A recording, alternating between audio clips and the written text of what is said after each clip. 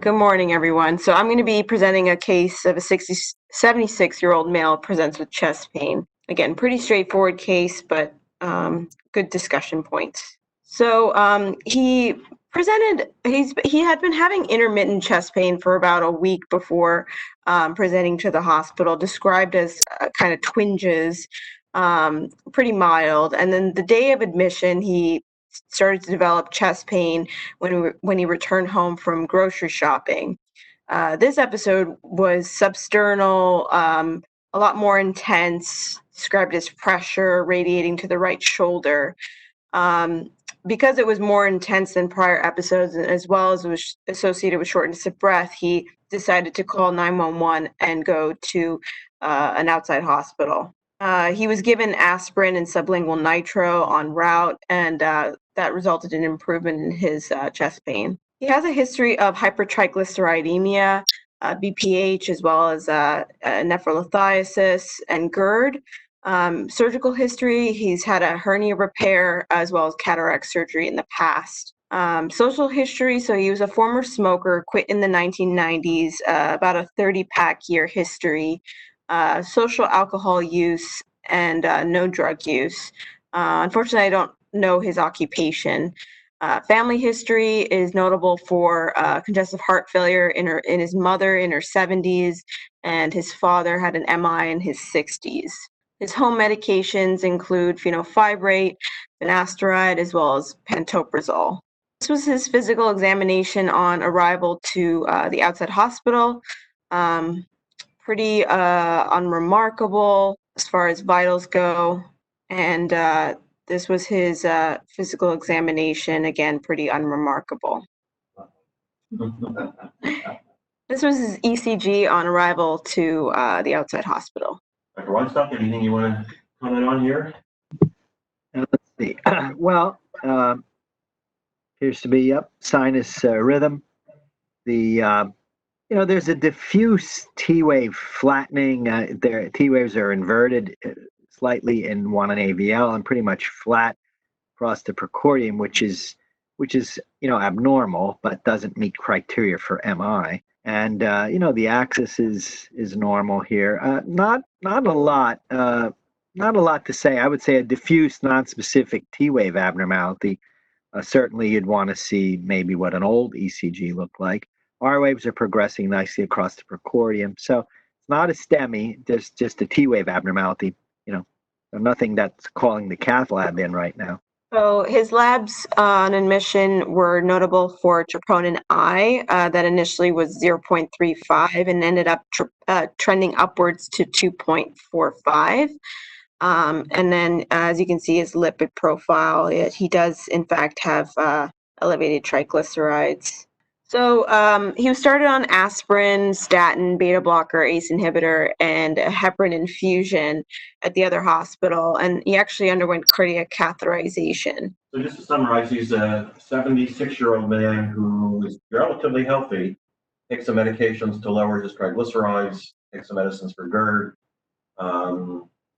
has not smoked for 25 to 30 years, and has relatively new onset of acute chest pain and is diagnosed with acute coronary syndrome, non-ST elevation.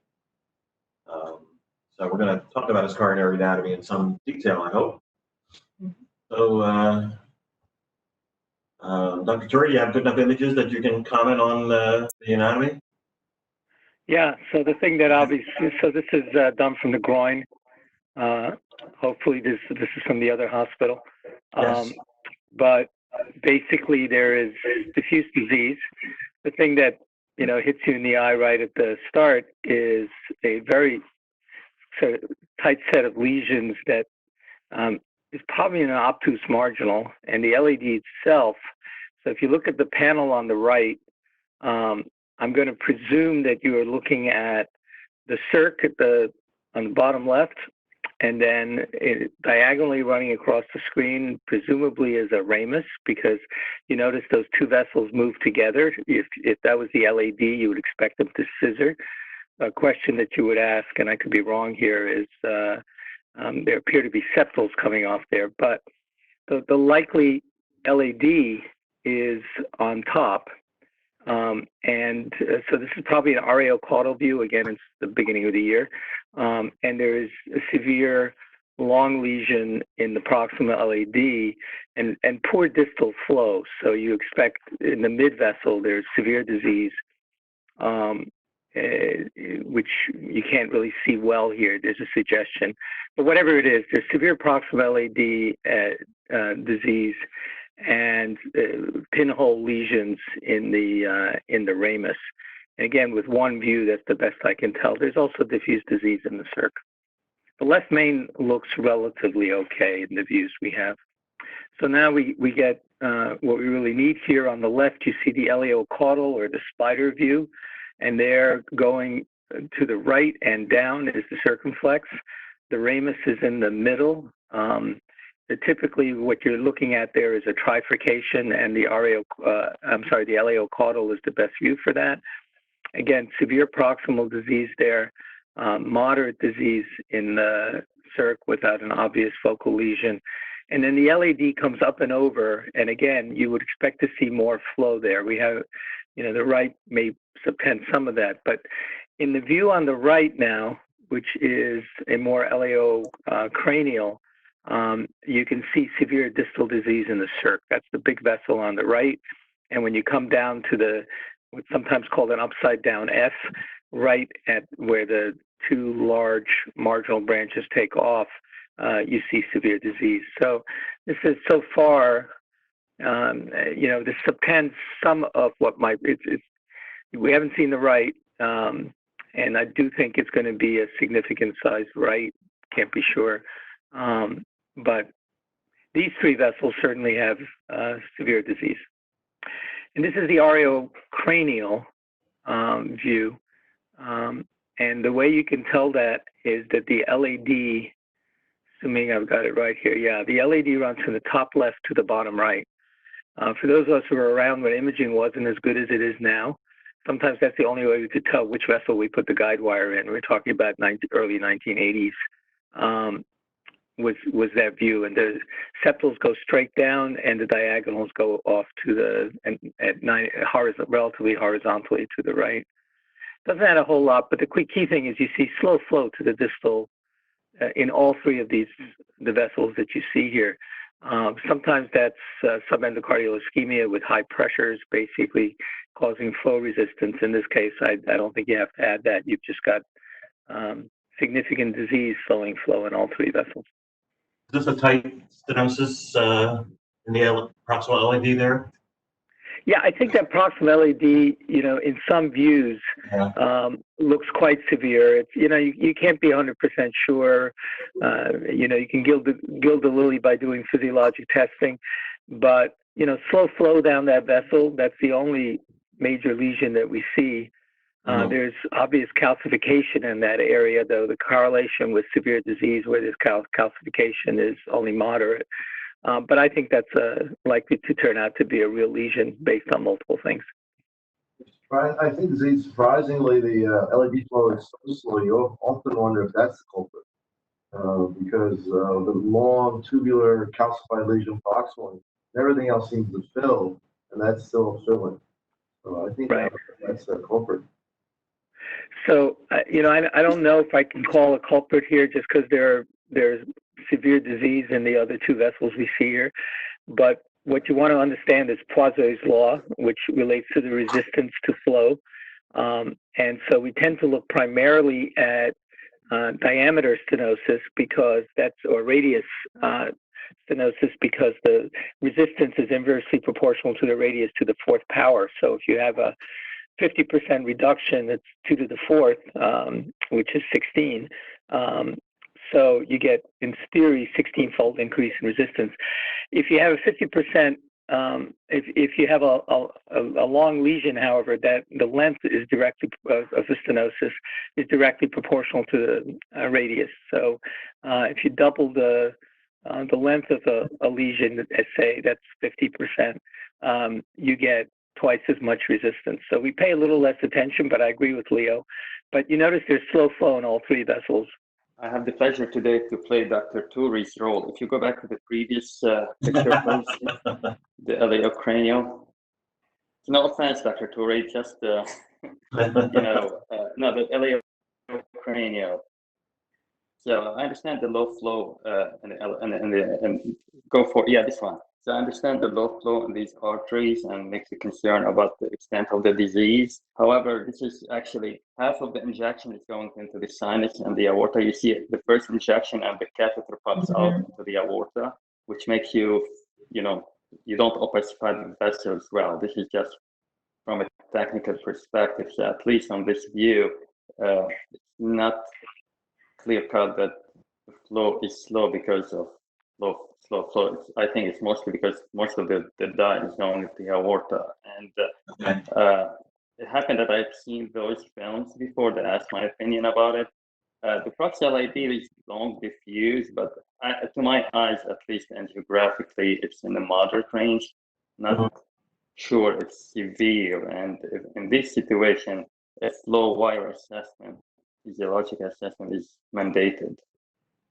Okay. Yeah, so, Simon, I think you get full opacification of the left vein and the rest of the vessels, so I'm not sure I'll buy that. But again, the proximal LAD, you can gild the lily and do physiologic assessment, but we saw that slow flow in every view, so unless they were popping out every time, I'm not sure I buy that. I think the vessels are well opacified. All right, let's take a look at the right. Oh, no. How long? 30 30 minutes. minutes. All right, good. Uh-oh. You see that? Okay, you can just pull it in, get it out. Oh, I can't. Okay. Turia, I would comment, I don't know how you identified it, but I would have predicted this is going to be a non-dominant right. And yet it has some, looks like PDA contribution. Yeah. So I didn't think so, and I mentioned that before because I didn't think either the LAD or the circ crossed over, but it was enough that it was worth commenting on. I think I see the AV nodal artery coming off of there, and there was PLLV distribution from the left, so at most balanced. But the important thing about this is that there is this one truly is a moderate lesion, and I'm not sure of its severity. It doesn't stay in the AV groove, so this is truly an RV branch that actually supplies for PDA, right? I mean, it's kind of an interesting anatomical. Well, I mean, so if you look on a view on the right, there's about a 45-degree angle to the takeoff of what would normally be RV marginal territory, and the true distal right would come straight down. But again, you can see inferior septals coming off of this vessel, in my opinion. So I don't think that's a clear-cut call. So we actually didn't have access to the official report, so this is kind of just our description of the report. So codominant system, left main angiographically normal, prox LAD is diffusely diseased and heavily calcified at 70%. Ramus, 90% lesion with thrombus, as well as the prox circ has a 70% lesion, and the left posterolateral branch has a 90% lesion. RCA, prox lesion of 30% and a mid RCA of 70%. So basically, acute coronary syndrome, 76-year-old man, not very many medical comorbidities, and has severe pre-vessel disease. And he's actually sent from the outside hospital directly to our surgeons for consideration for CABG. But the reason we chose to present this case today is to talk about the decision-making regarding multi-vessel stenting versus coronary bypass surgery. The patient does not have left main disease, is not diabetic. So, Dr. Topalian, I'll lead off with you. What makes you want to do multi-vessel stenting on him, or what makes you want to avoid multi-vessel stenting on him? Do we have a syntax score, by the way? Yes, I'll Okay. get to that. Okay. Yeah. Simon, what do you think? Yeah, so there are a lot of factors to look at. Obviously, you look at the patient and his comorbidities and risk factors. Because if you're going to commit him for surgery, you want to make sure that he comes out of surgery first alive and able to walk and to rehab well. But from the anatomy perspective, you want to just try in the back of your mind, think, am I able to, what's the best way to achieve full and complete revascularization in order to, achieve the best results. So if you think you can, achieve full revascularization both percutaneously and by surgery, and this is when studies like the Syntax trial helps you determine, at least based on that objective data, what to offer for the patient. And I think Leo will likely go over that shortly. So if you have, like, say, maybe triple vessel disease, but they're focal with low Syntax score, then patient will do good either with multivessel PCI or cabbage. However, if you have, high risk Syntax score with diffuse calcified bifurcation chronic total occlusion, then obviously surgery will be more favorable in this situation. I think you can go both ways. Now Carine said the Syntax score is 27, which kind of, it's technically an intermediate range. So, in the hard outcome, it's equivalent between the surgery and the bypass, with a little bit higher incidence of repeat revascularization with PCI versus cabbage. So I think you can offer the patient, tell the patient, the data, and, have the patient also involved in the decision making. So in people that could go either way, you do involve the patient and get their. Do you use the phrase crack your chest, or you can go home the next day? Is that how you present it? I don't use the word crack your chest, but I really tell them that, if I do PCI, there is likely high chance that I'm gonna see you back in the cath lab for more, cath revascularization and stuff like that. Mm-hmm. Now, I think it will individualize the cases and the patient. If you're talking about someone who's 80 years old and, he doesn't do much, then I don't think that guy will be a great candidate for surgery to start, and I will favor him to go for PCI. Okay.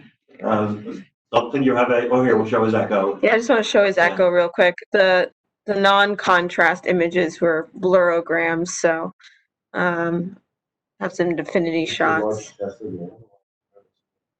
I think just poor windows. So for the first years, infraseptal, apical, and then anterolateral, all kind of moving.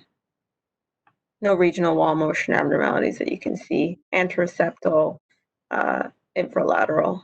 Not the best images, but this is supposed to be a short axis. You're supposed to see kind of the round LV, and you can't really see the inferior infraseptal wall very well. And then this is supposed to be a two-chamber anterior inferior. So it was read as basically normal LVEF. Can't really visualize the valves very well, but no significant valvular disease. As we mentioned, the outside hospital cardiologist, actual interventional cardiologist, discussed the case with Cooper CT surgery and transferred for cabbage evaluation. So let's just talk about the Syntax score real quick. We calculated that, and you have to kind of input each lesion, how long the lesion is, whether it's calcified, whether there's thrombus, and it ended up being 27 was his total Syntax score. That was good, Simon, for just eyeballing it. And then there's actually a Syntax score 2, which takes into account age, gender, and GFR, and that basically comparing PCI and cabbage, and it's kind of similar mortality. So the recommendation is cabbage or PCI. So this would be considered an intermediate Syntax score. So Dr. Jury, you have any comments either about the scoring system or about our particular patient's anatomy?